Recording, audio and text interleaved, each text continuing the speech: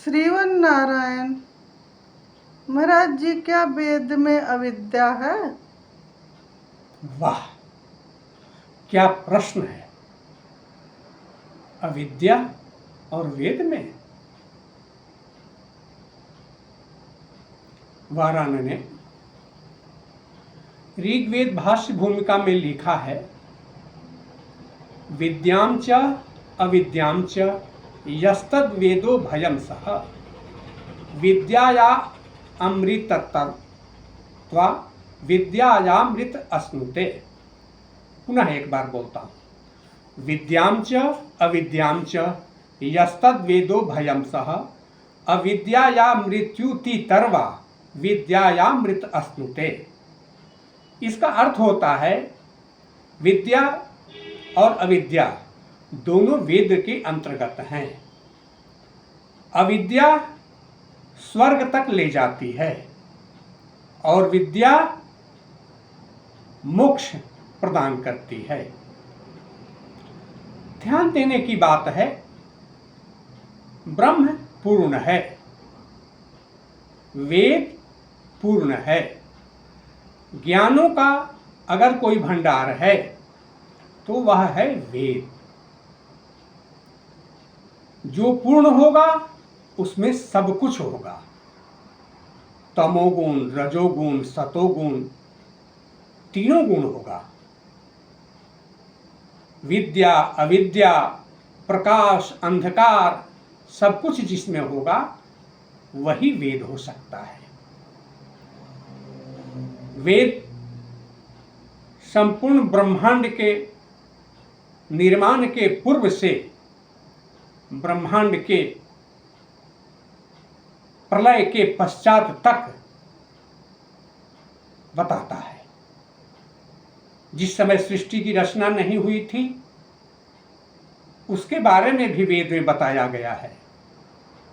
न असदो न आसीत, कुछ भी नहीं था। सृष्टि के पूर्व कुछ भी नहीं था, ये वेद ने बताया। यानी सृष्टि के पूर्व के बारे में वेद ने बताया और सृष्टि के पश्चात के बारे में भी वेद ने बताया है।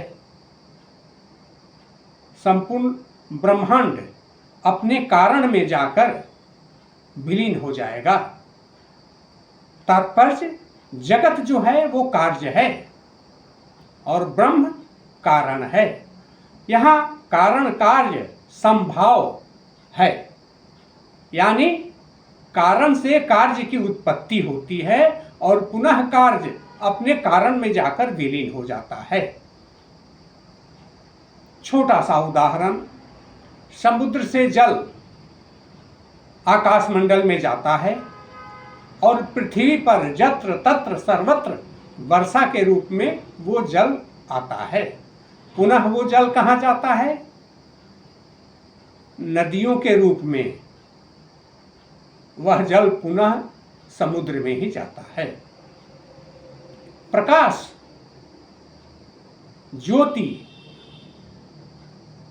तेज जो सूर्य से पृथ्वी पर प्राप्त होता है वह पुनः लौट करके वह तेज सूर्य में ही जाकर विलीन हो जाता है। जब हम दीपक जलाते हैं तो ये प्रकाश कहाँ से आता है? दीपक में। तो ये दीपक में जो ईंधन है, ईंधन में जो तेज है प्रकाश का, वह सूर्य से प्राप्त हुआ है और वह जब हम जलाते हैं तो लौ ऊपर की ओर उठता है। यानी कार्य, दीपक का लौ है वो कार्य है और कारण सूर्य है। सूर्य की तरफ यह कार्य अग्रसर होता है और पुनः जाकर के सूर्य में मिल जाता है। ये प्रलय काल के पश्चात की चर्चा वेद में है और सृष्टि के निर्माण के पूर्व की चर्चा भी वेद में है।